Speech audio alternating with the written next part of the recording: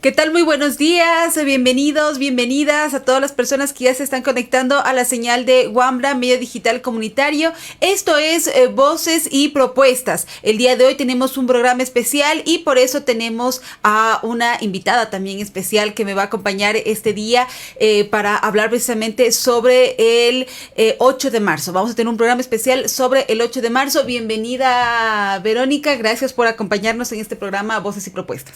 Muchísimas gracias, Luisana. Muchísimas gracias a los amigos, amigas que ya se conectan a esta hora en la sintonía de Wambra, medio digital comunitario. Bienvenidos a este programa y bienvenidas también a este programa especial en el marco del 8 de marzo, Día Internacional de la Mujer Luchadora, Trabajadora. Vamos a estar conversando con Lita Martínez, Andrea Quijije, más adelante, mujeres activistas del movimiento de mujeres, con quienes vamos a estar dialogando acerca de las demandas, las problemáticas que durante el 2020 y en este inicio del 2021 ya se vienen en la agenda de las mujeres. También vamos a estar hablando de las actividades que se vienen este 8 de marzo. Así que, nuevamente, bienvenidos, bienvenidas. Este domingo, 7 de marzo y el 8 de marzo van a haber algunas actividades, se tienen algunas actividades previstas precisamente para conmemorar esta fecha que es reconocido mundialmente como el Día de la Mujer, es el Día de la Mujer Trabajadora, lo explicaba ya Verónica. Entonces en Quito va a haber una marcha que está convocada a partir de las 10 de la mañana desde la Caja del Seguro. Es una marcha convocada por distintas colectivas y organizaciones de mujeres. Tenemos también el día 8 de marzo, el día lunes 8 de marzo, estará la marcha convocada por el Parlamento de Mujeres que saldrá desde el Parque El Arbolito y también otra marcha que sale desde la Fiscalía, que esa es convocada por la colectiva Luna Roja. También habrá acciones en Cuenca, diferentes plantones, en diferentes espacios, acciones en el puente Vivas Nos Queremos. Recordemos que recientemente se cambió el nombre de ese puente precisamente para hacer memoria de las mujeres que han sido asesinadas por el solo hecho de ser mujeres. Y también en Guayaquil, el lunes 8 habrá un plantón en la Plaza Gavis Moreno, la que conocíamos generalmente como la Plaza San Francisco. Habrá un plantón desde las 3 de la tarde. Todas estas acciones vamos a hacerlas en cobertura, una cobertura colaborativa. Cuéntanos, Vero, ¿cómo va a ser esta cobertura? Así es, Wambra, junto con otros medios digitales y organizaciones activistas por los derechos de las mujeres de la población LGBTI, nos vamos a reunir este 7 de marzo. Vamos a hacer una cobertura conjunta desde el domingo, desde las 9:30 de la mañana hasta las 12:30, en el marco de la marcha que va a haber acá en la ciudad de Quito, y también con contacto con otras ciudades del país para saber de las actividades que se están haciendo. Y el día lunes, el 8 de marzo, ya como tal, desde la tarde, desde las 3 de la tarde, vamos a estar también compartiendo con diferentes colectivas, organizaciones en diversos puntos del país en sus actividades por el 8 de marzo. También comentarles que desde el día 6, desde el sábado, van a haber actividades en Loja, Manabí, Machala, Ambato, es decir, diferentes organizaciones de mujeres con sus demandas, también en este marco electoral, ¿no es cierto? Vemos que ya los candidatos también van presentando su cara ya más cercana a las propuestas de género, por fin tomándolas en cuenta, como ellos nos dicen. Y bueno, vamos a ver entonces qué también proponemos las mujeres. Ya estamos ahí también con una de nuestras primeras entrevistadas.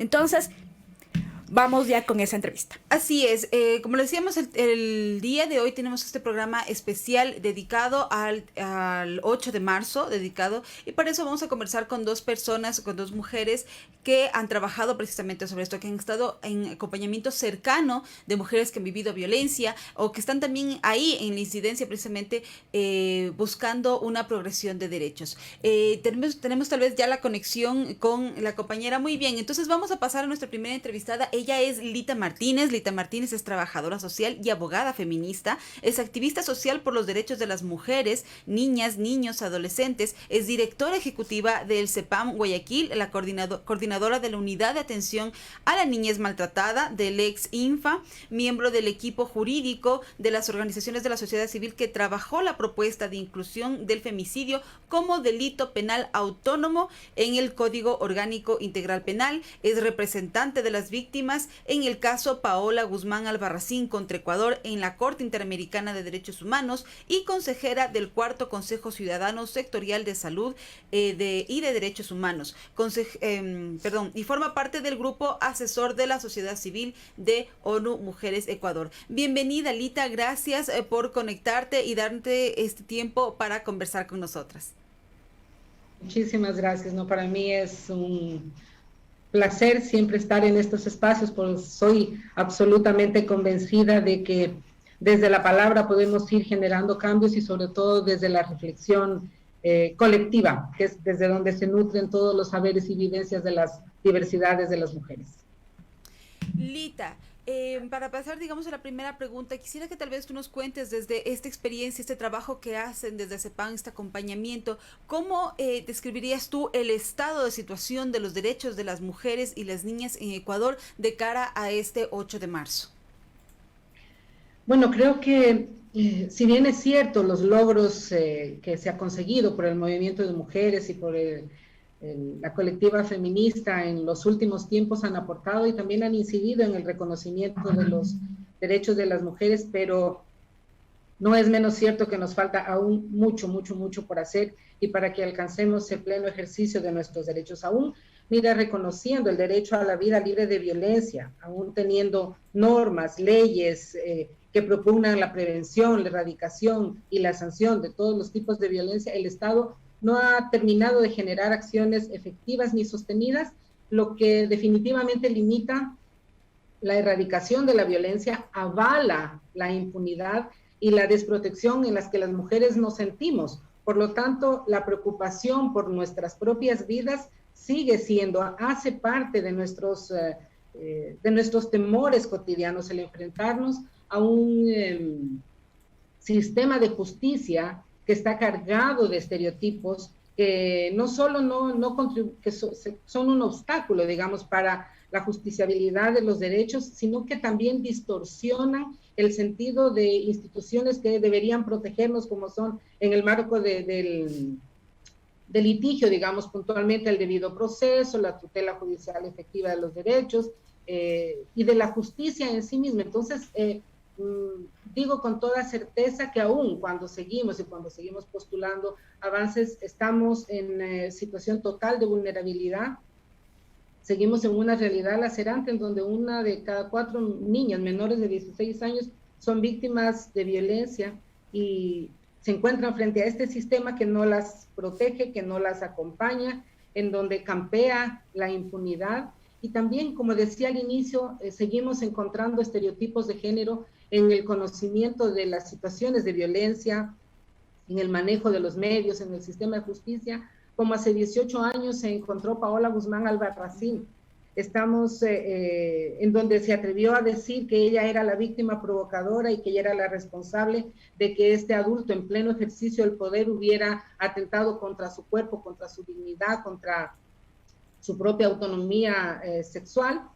Eso sigue pasando aún ahora. Entonces, definitivamente, si bien es cierto, hay normativa, hay avances, pero estamos todavía en una situación de vulnerabilidad, nos encontramos frente a respuestas del Estado casi que desarticuladas, sin presupuesto suficiente ni intencionado de manera contundente la implementación de la ley de prevención y erradicación de la violencia, y esto se reduce, digamos, o se mira de manera simple en que no se ha activado tampoco el sistema de protección. Si fuera así, no hubiéramos tenido el año pasado 119 mujeres víctimas de femicidio. En lo que va del año llevamos ya 19 víctimas de femicidio.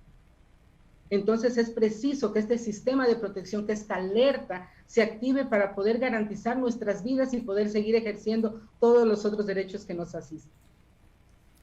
Estamos, Lita, en un marco electoral donde, como decía al inicio, hay diversas propuestas por parte de los candidatos que están mostrando ya su mejor cara hacia el género, justamente viendo que capaz que se les olvidó el tema. Entonces, ¿cómo ustedes ven desde el movimiento de mujeres las demandas a la Asamblea, al nuevo gobierno?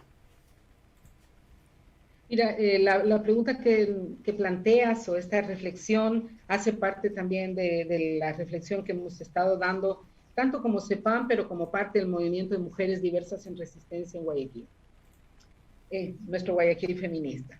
Y es justamente esta necesidad de entrar con contundencia, con claridad, a plantear nuestras demandas,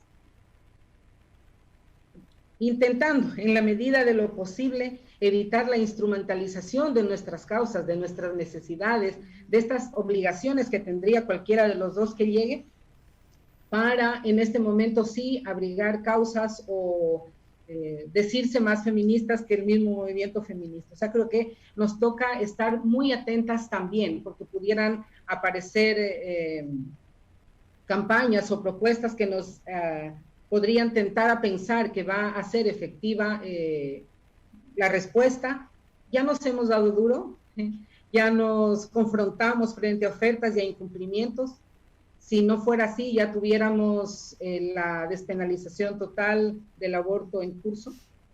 Se nos quedó en la asamblea, si ustedes lo recuerdan, hace algunos años, y lastimosamente creo que nos toca aprender a diferenciar entre lo que es una oferta de campaña, que se queda en eso, una oferta y un real compromiso. Y para eso, las organizaciones de la sociedad civil entramos con contundencia a decir los mínimos indispensables para que las mujeres podamos acceder a una vida digna, acceder a protección de nuestras vidas, acceder a nuestros derechos sexuales y reproductivos sin restricciones, ni prejuicios, ni estereotipos, acceder a respuestas que nos acompañen, que nos ayuden a tener autonomía, para autonomía económica, autonomía sobre nuestros cuerpos, autonomía económica también, para en el momento en el que decidamos romper una relación de violencia, tengamos por lo menos garantizadas las mínimas condiciones para estar en menos riesgo.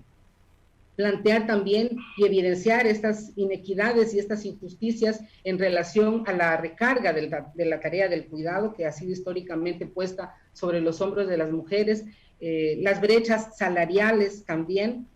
Entonces creo que nos corresponde como poner estos temas, estar atentas de que no se politicen, porque también es cierto que las mujeres queremos escuchar, la sociedad quiere escuchar que el gobierno va a tener una respuesta contundente y clara, pero nos toca también hilar fino, sobre todo por el momento electoral en el que estamos.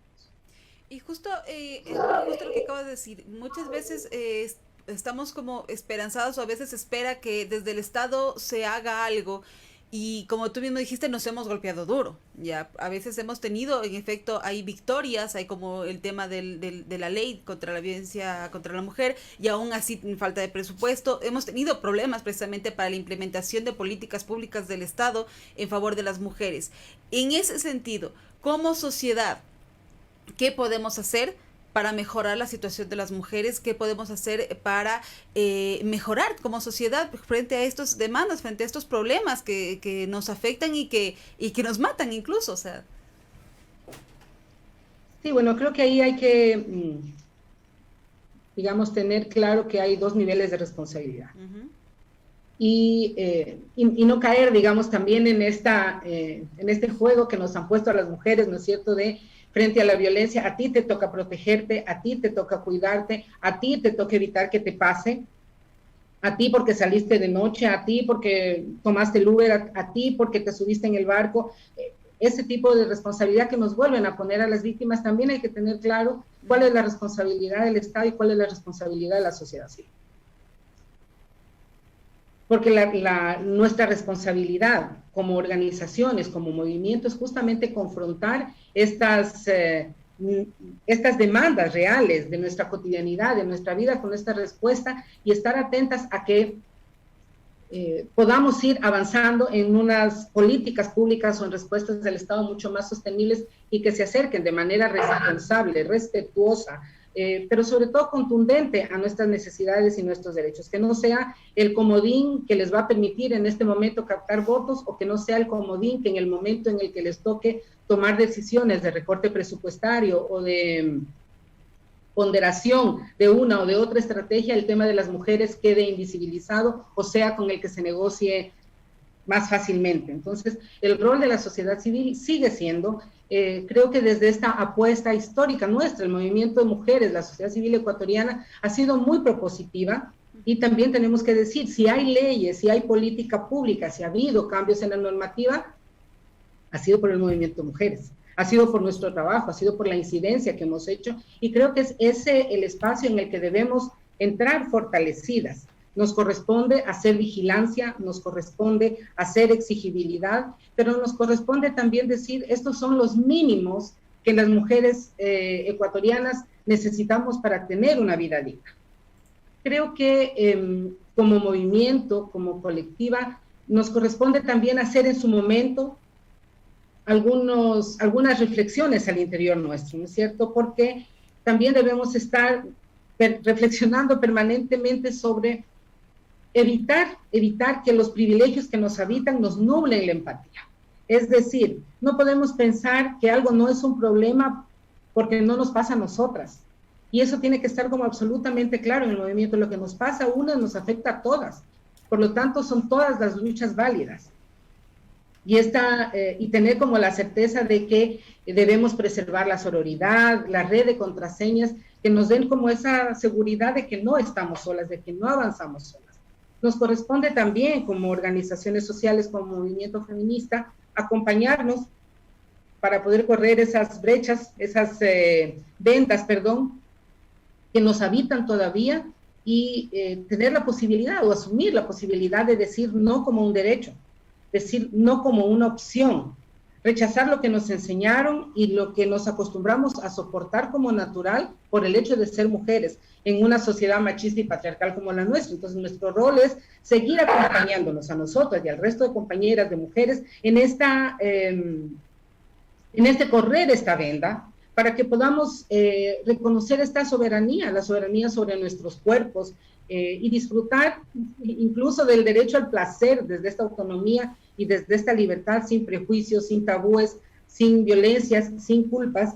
Y creo que, como para ir cerrando la pregunta, porque me fui de largo, creo que uno de los roles también de las organizaciones de la sociedad civil, del movimiento feminista, es justamente no perder esa posibilidad o esa obligación, esa razón de ser de la vigilancia y de la exigibilidad, sea quien sea que esté en el poder, porque el fin no justifica los medios.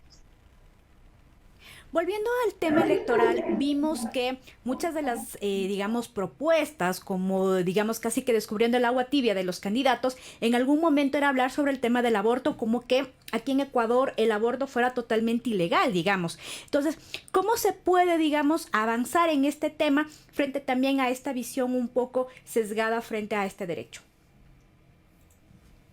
Claro, y ahí nos damos cuenta de que no conocen el tema, de que no les interesa, de que no se han tomado el tiempo suficiente para analizar todo lo que está alrededor de este tema puntual.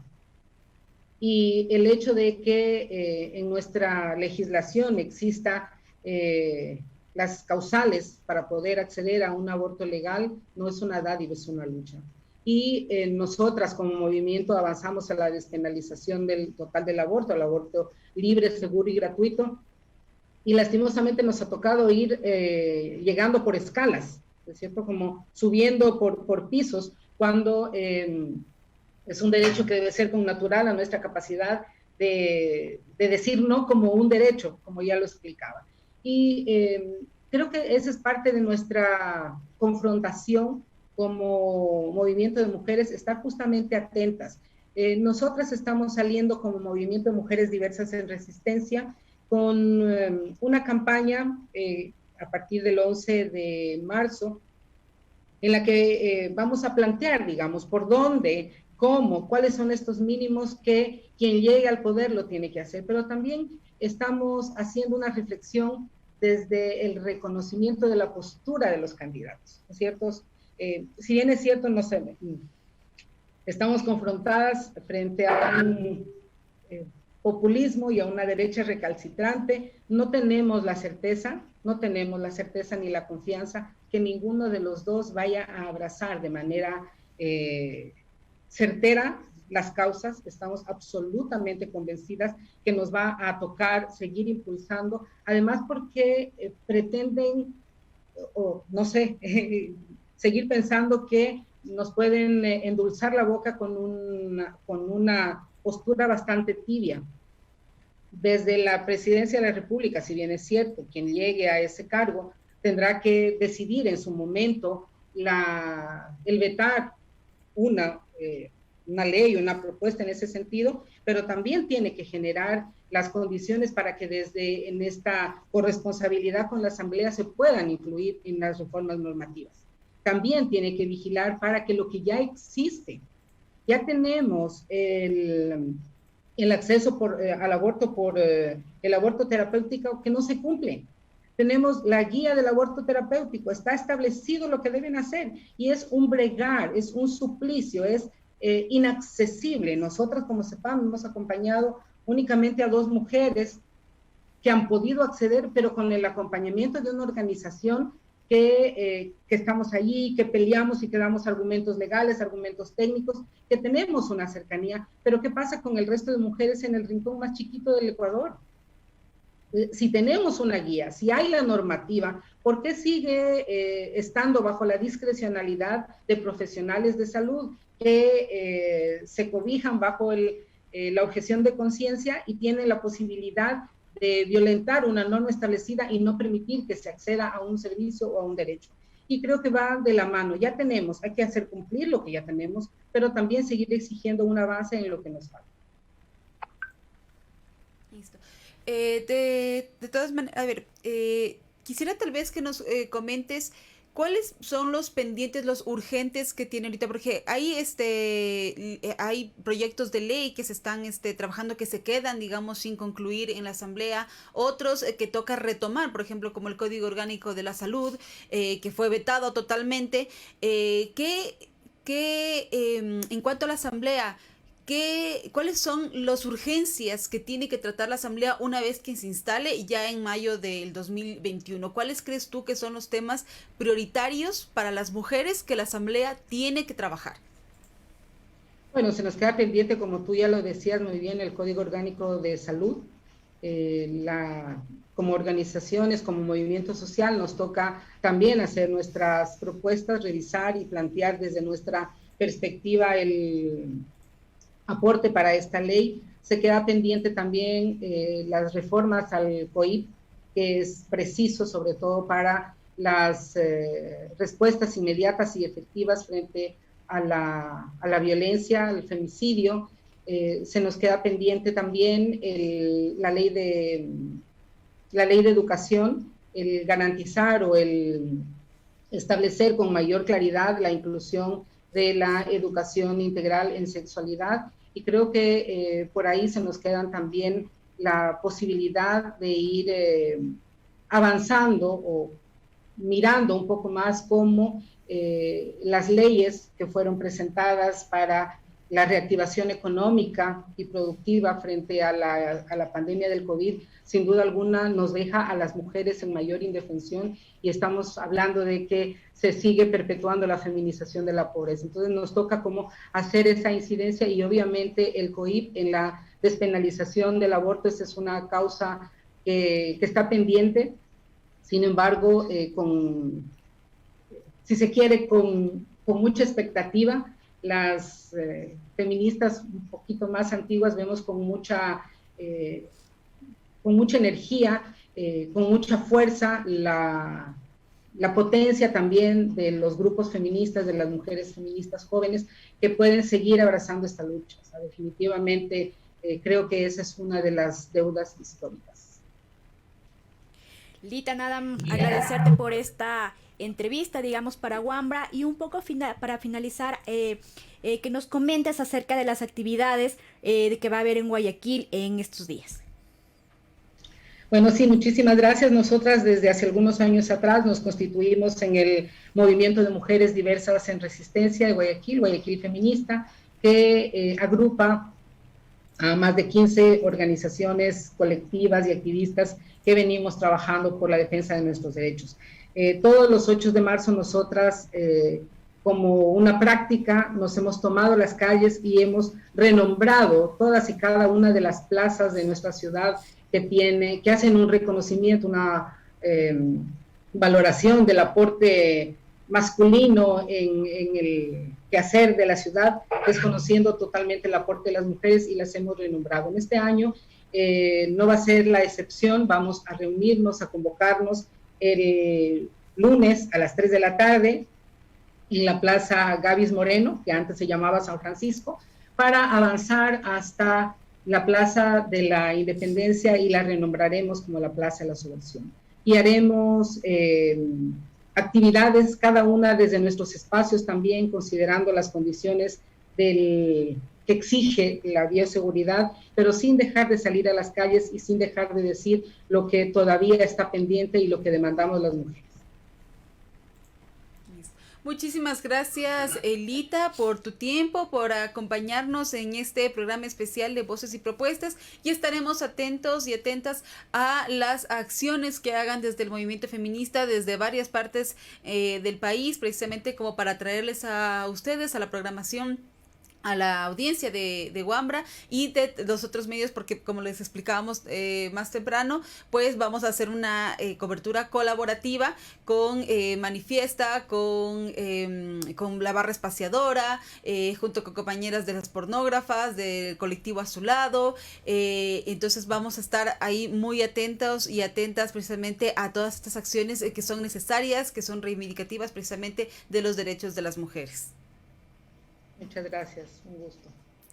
Ahí estuvimos entonces con Lita Martínez de parte del CEPAN, comentándonos de las actividades, pero también de las demandas de las mujeres en este 8 de marzo. Recalcar lo que ella decía, ¿no es cierto? Más allá de una postura política, de un candidato de pronto que llegue a la presidencia, el movimiento feminista tiene una agenda, ¿no es cierto?, permanente, una agenda de lucha que ha sido justamente la que ha impulsado estas ganancias, los derechos conseguidos en este momento, y también, digamos, recalcar el hecho de defenderlos, ¿no es cierto? No permitir un retroceso de derechos, sino más bien garantizar que exista este avance. Así es, de hecho, algo que tal vez se nos quedó tal vez un momento por fuera en la conversación con Lita, era precisamente el tema de las niñas, ¿no? Justamente comentábamos, ella fue representante de la familia de Paola Guzmán Albarracín ante el juicio que tuvo Ecuador, o sea, de su caso contra Ecuador en la Corte Interamericana de Derechos Humanos. Es una sentencia que incluso obliga al Estado ecuatoriano a la implementación de una serie de políticas, entre las que está precisamente la educación integral en la sexualidad. Precisamente también el tratamiento de la justicia y de los actos administrativos cuando hay situaciones de violencia sexual en el ámbito educativo, pues que sean tratados con enfoque de género, con un enfoque diferenciado, porque lo que primó en ese caso y que después se encontró que hubo en muchos otros casos fue precisamente el uso del estereotipo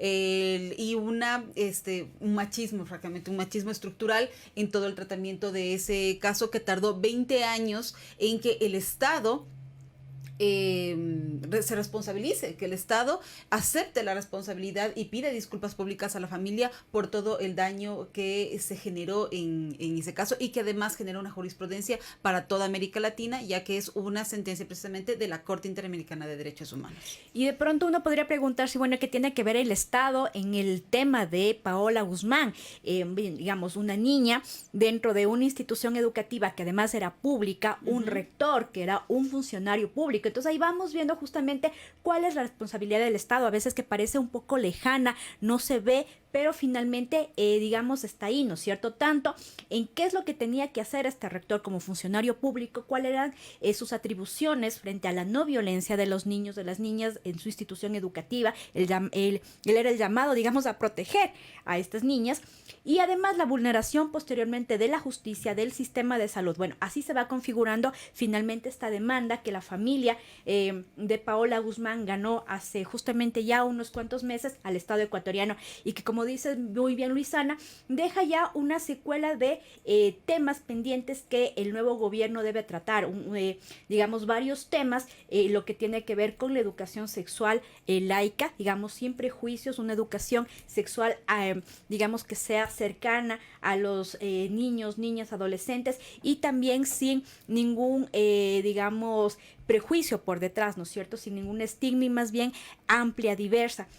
Recordáramos que también está una demanda en la Corte Constitucional frente a este tema, frente a la posibilidad de que los adolescentes puedan decidir o acceder a esta educación sexual, ¿no es cierto? Y por supuesto también recordar que en este marco del 8 de marzo está siempre, por supuesto, la demanda frente a la violencia de las niñas, niños. Vimos el caso de Puerto Quito últimamente en estos días. Entonces, son varias demandas que se van acumulando y que lastimosamente en la pandemia, en esta crisis que vivimos, han sido más digamos, desgarradoras, se han presentado de manera más fuerte y por supuesto muchísimos más casos más que no han salido a la luz, pero que están ahí y que esperamos que y que son casos que nos demuestran que las demandas no están agotadas, que las discusiones tampoco están agotadas y que hay muchísimo todavía por hacer, más allá de la normativa, más allá de que, o sea, es importantísimo contar con la normativa. Tenemos un código integral penal que tipifica todas estas violencias, que está, digamos, ahí listos para que sean aplicados, pero la pregunta es, ¿realmente están siendo aplicados? ¿Realmente se está haciendo la investigación como se debe?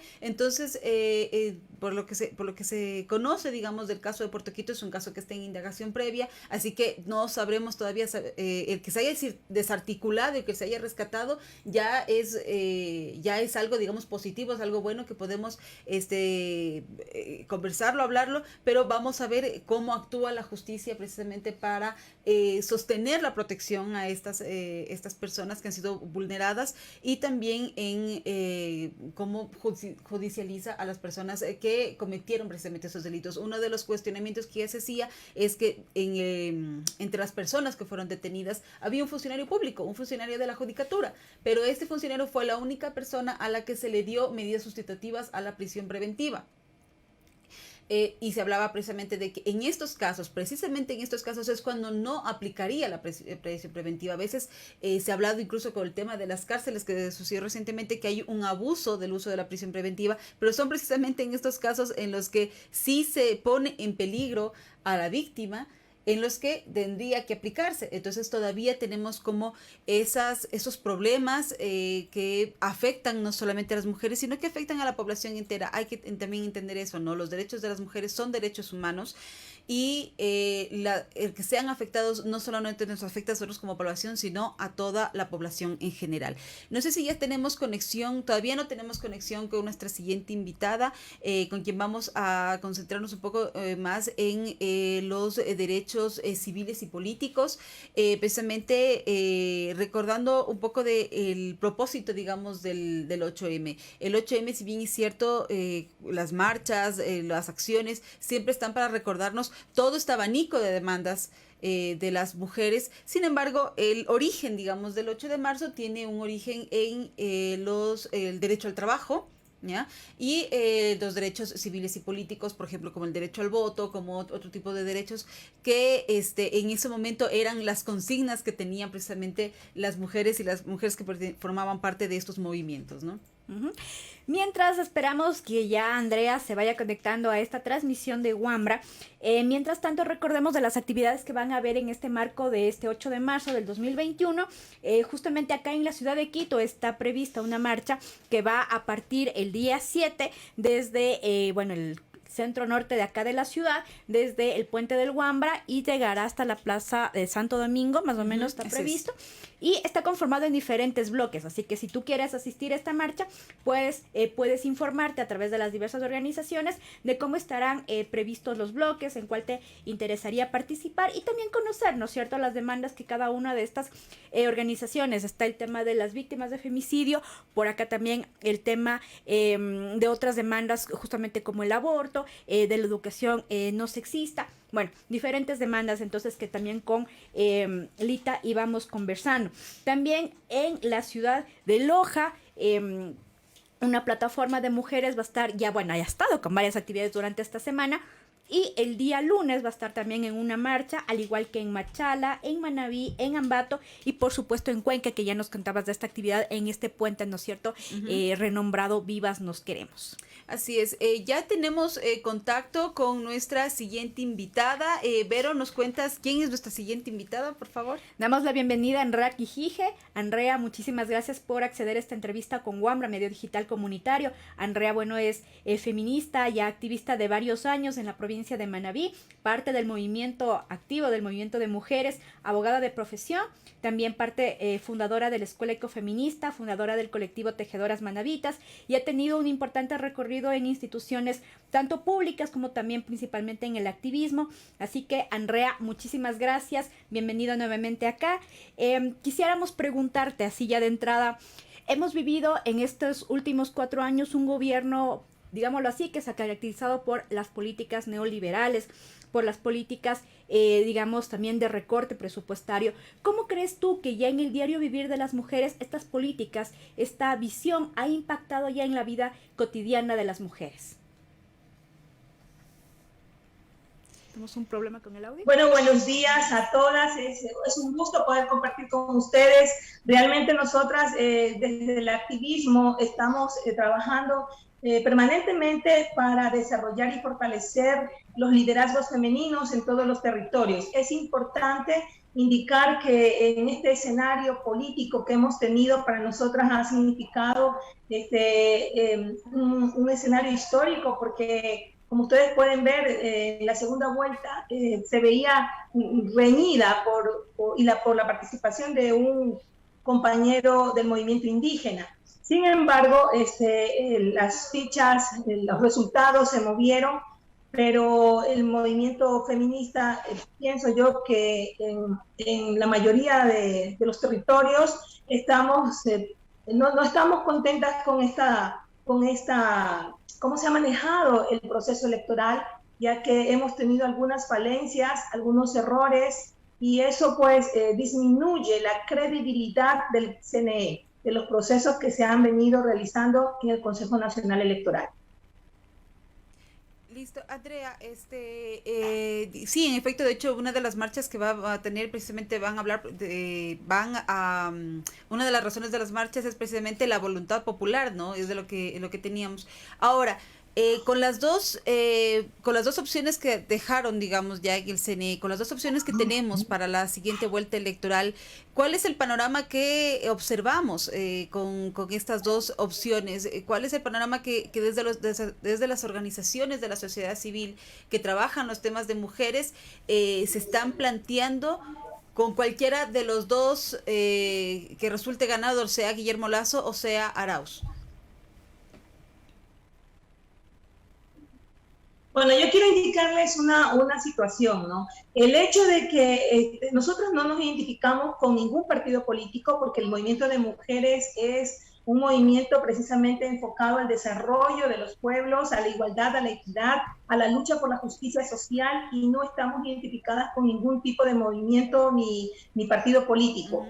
Sin embargo, sí nos resultaba histórico y que haya el movimiento indígena alcanzado un porcentaje interesante en la primera vuelta, ¿no? Y no es que se trate de Yacu o otra persona, pudo haber sido cualquier hombre o mujer del movimiento indígena. Lo histórico es que el movimiento indígena haya tenido esta votación en el país. Por otra parte, nosotras vemos que tenemos una agenda nacional, una agenda que queremos posicionar, gane quien gane las elecciones. Pensamos que el Estado ecuatoriano tiene que enfocarse en la deuda que tiene con las mujeres en temas de derechos, y nosotras hemos sido muy claras. Tenemos el tema de aborto por violación, tenemos el tema de los sueldos justos, de tener igualdad de oportunidades en estos espacios. El 8 de marzo constituye una lucha que reivindica derechos políticos,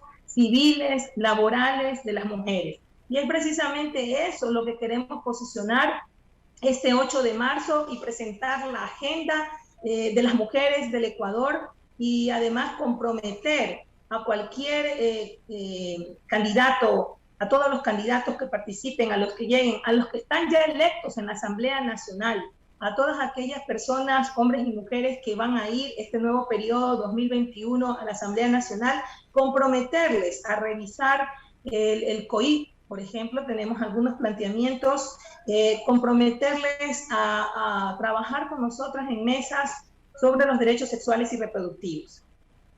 Te preguntaba, Andrea, al principio, ¿cómo crees tú que las políticas tomadas por este último gobierno han impactado en la vida diaria, cotidiana de las mujeres?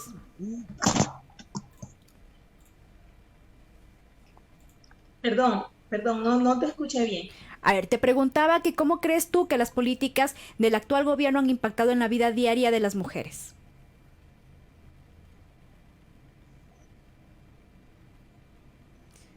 Andrea, ¿lograste escucharnos tal vez? Sí. Bueno, creo que el gobierno nacional ha sido un gobierno que en un principio, este gobierno en el año 2017, con la movilización que tuvimos las mujeres hacia Quito, logramos entregar la ley de prevención y erradicación de violencia contra la mujer, y en el 2018 pues ya esta ley fue vigente.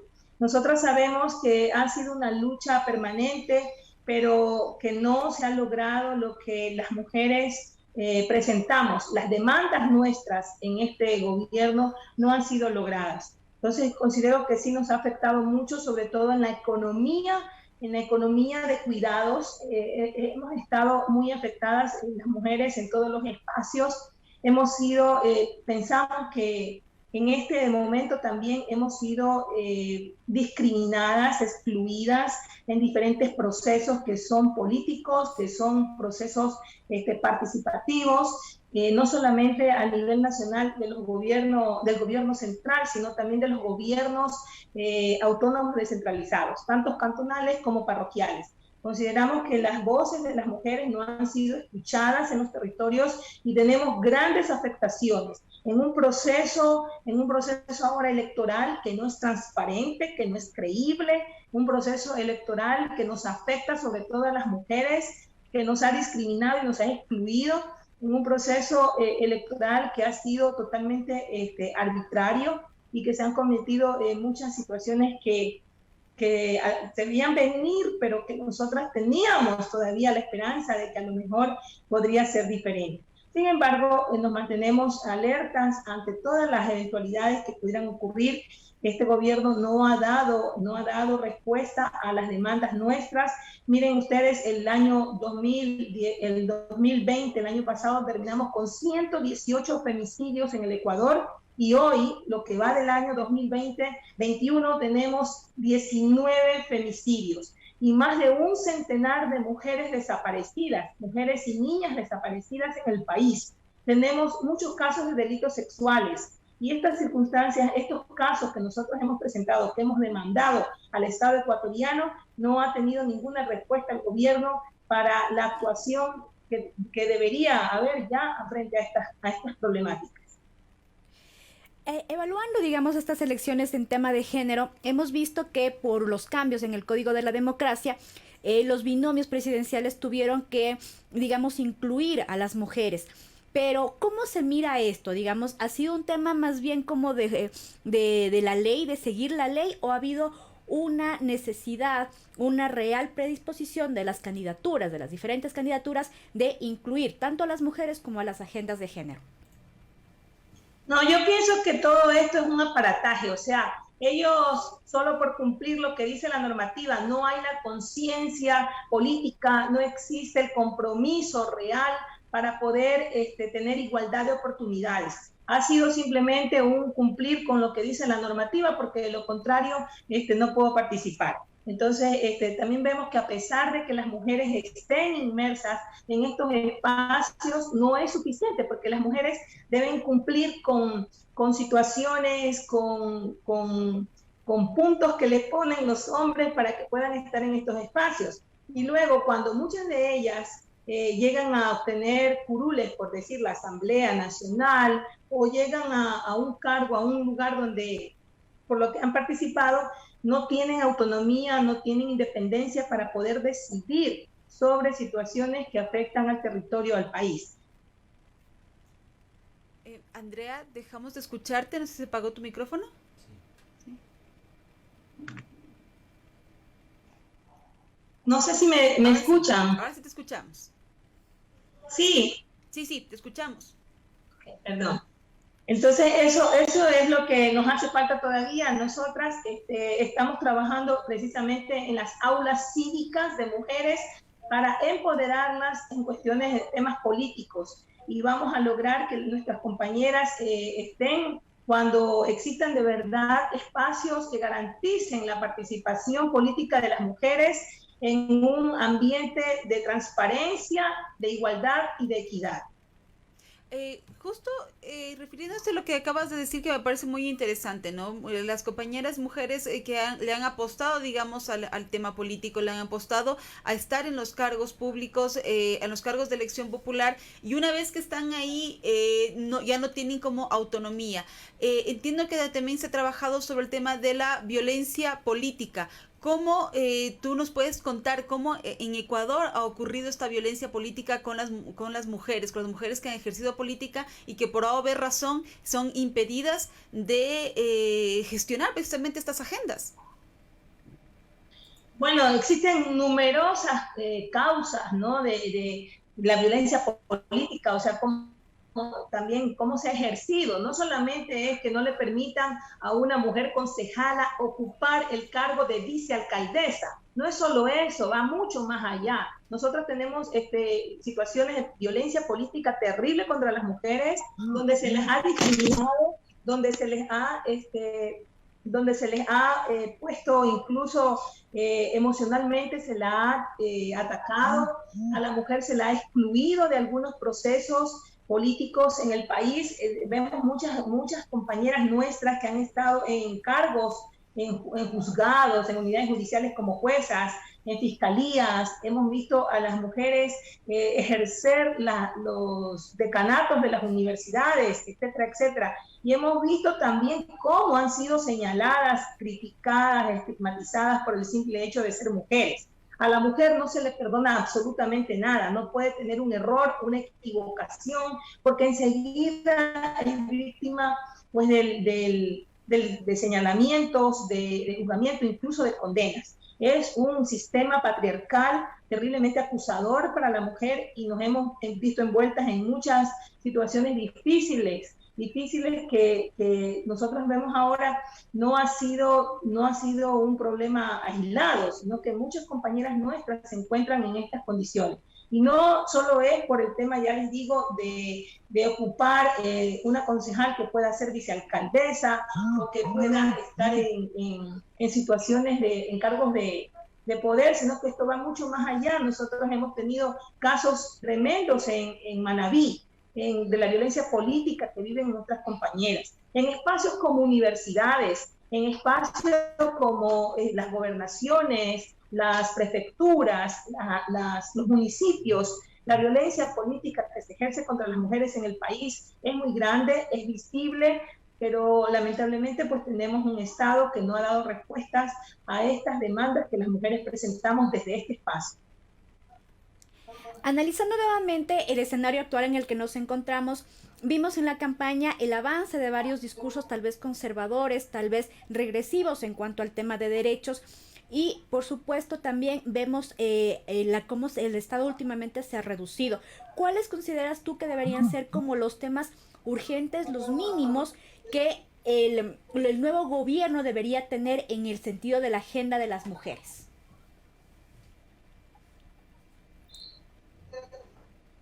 ¿Que este gobierno o el próximo? El próximo. El próximo.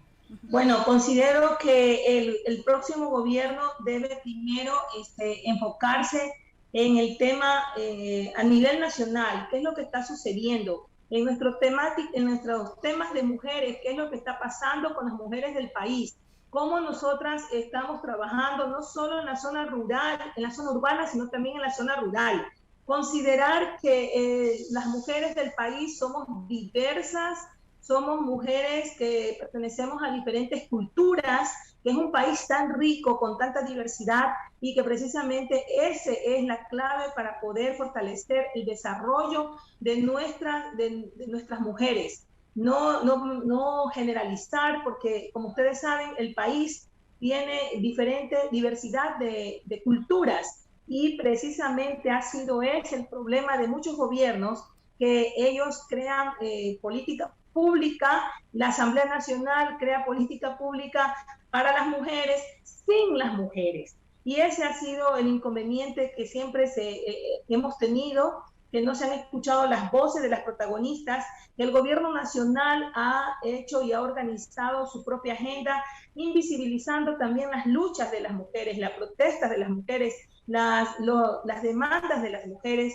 y nosotros consideramos que ha llegado el momento histórico para poder decirle al país, decirle al mundo que las mujeres ecuatorianas estamos organizadas y queremos un gobierno transparente, un gobierno de derecho, un gobierno de justicia social, donde realmente se practique la Constitución de la República del Ecuador, que garantiza nuestros derechos, que garantiza a vivir una vida libre de violencia. Entonces, pienso que la primera exigencia para el gobierno nacional que vendrá es sentarse a dialogar con las mujeres del país para que escuche cuáles son nuestras demandas, qué es lo que queremos, y también nosotras dejar posicionado bien cuál es la agenda que tenemos para el próximo gobierno nacional.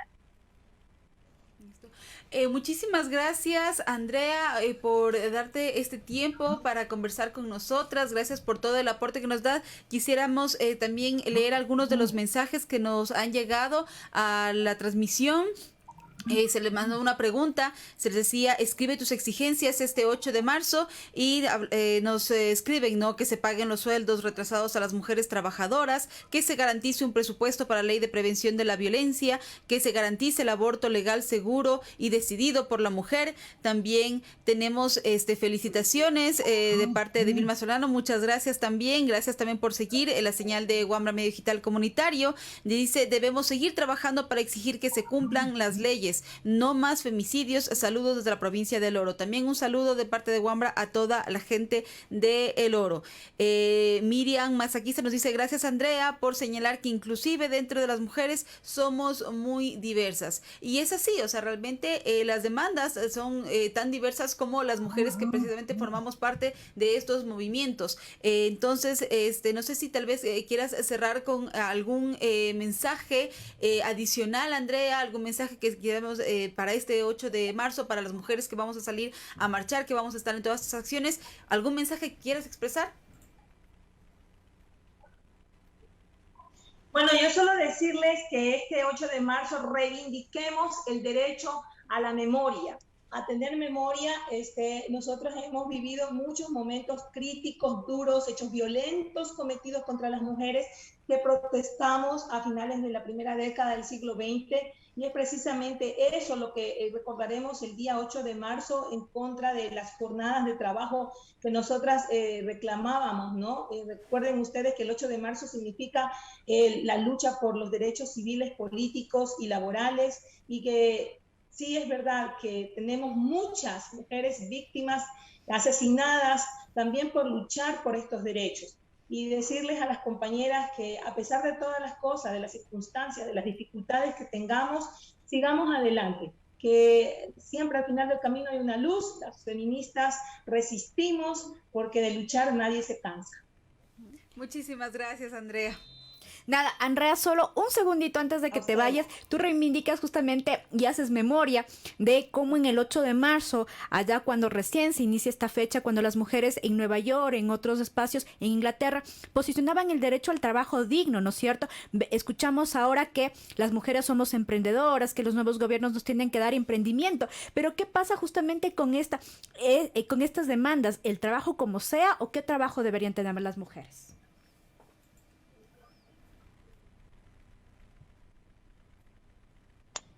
Pienso que el trabajo tiene que ser un trabajo digno, un trabajo que garantice todos los derechos de las mujeres, un trabajo donde no seamos víctimas de acoso, donde no seamos víctimas de persecuciones, donde no existan chantajes emocionales, donde las mujeres podamos desempeñarnos libremente, un trabajo que no nos limite, un trabajo que no nos discrimine, que nosotras seamos tratadas con igualdad, un trabajo que nos remuneren bien.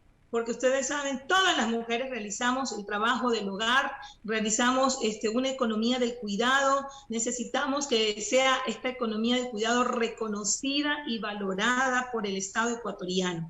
Eso es lo que las mujeres del país reclamamos, lo que las mujeres del país exigimos, y pienso que es uno de los mayores retos que tenemos y que tiene o que tendrá este gobierno para poder apoyar y fortalecer a las mujeres del país. Andrea, muchísimas gracias nuevamente y ahí estaremos este 8 de marzo contando también de las actividades en Manabí. Nuevamente, muchísimas gracias por esta entrevista para Wambra. A ustedes, muchas gracias, un abrazo. Bueno, estuvimos en compañía de Andrea Quijije desde Manabí, que nos ha contado precisamente de todas estas demandas que se tiene desde el movimiento de mujeres. Aquí siempre tenemos la intención como de diversificar espacios, de diversificar también territorios, porque sí es como tenemos siempre en Ecuador tenemos esto, ¿no? De Quito, Guayaquil, Cuenca como las 3 ciudades principales, sin embargo, no, o sea, Ecuador tiene 24 provincias y ojalá podamos siempre contar en estos espacios con personas precisamente de otros territorios, que nos parece sumamente importante diversificar, llegar y escuchar estas otras voces que son tan valiosas en todos estos espacios. Así es, 8 de marzo, lejos de ser una fecha solamente conmemorativa, incluso festejo comercial, es una fecha que desde el movimiento de las mujeres, como bien escuchamos en las entrevistas tanto de Lita como de Andrea, es una fecha para poner, digamos, de relieve los derechos de las mujeres, tanto en el tema de los derechos sexuales, de los derechos del trabajo, justamente que nos contaba ahorita Andrea, recordando justamente cómo nace, ¿no es cierto?, este 8 de marzo, también los derechos políticos. Mira, a veces uno piensa que, digamos, que las mujeres estén ahí en las elecciones en un binomio y es algo gratuito, ¿no es cierto? Que pasó, pero no, o sea, resulta ser que hay una lucha histórica detrás, una lucha de años del movimiento de mujeres. Por ejemplo, yo veía hace unas semanas un especial de los 40 años de democracia y es increíble mirar cómo en los años 80, en los años 90 la participación, la presencia de las mujeres era nula. Ahora el que tengamos un binomio, una mujer en una alcaldía, en una concejalía, parece ser poquito, pero es bastante, digamos, en esta lucha. Y que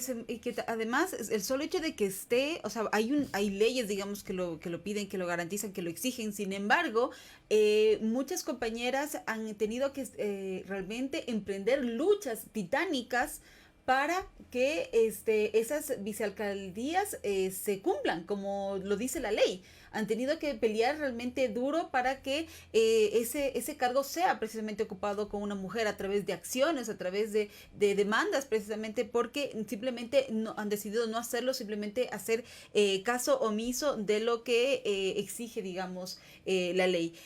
También recordar que el 8 de marzo es un día para hacer memoria, para hacer un ejercicio de memoria de los derechos, de lo que ha costado al movimiento de mujeres, a los movimientos de mujeres, a lo que le ha costado a los feminismos llegar a los derechos que ahora gozamos y por qué debemos seguir luchando. Porque como lo decíamos hace un momento en las entrevistas, pues sí, hemos accedido a algunos derechos, hemos accedido a leyes que garantizan nuestros derechos, sin embargo no se cumplen. Seguimos contando muertas, seguimos contando desaparecidas, seguimos contando y narrando violencia sexual de la más cruel y de la más terrible. Entonces tenemos muchísimo por trabajar. Hemos hablado no solamente de ir contando y generar justicia sobre esos cuerpos que han sido destrozados, que han sido dañados precisamente por la violencia machista, sino también de que esto se cambie desde la educación.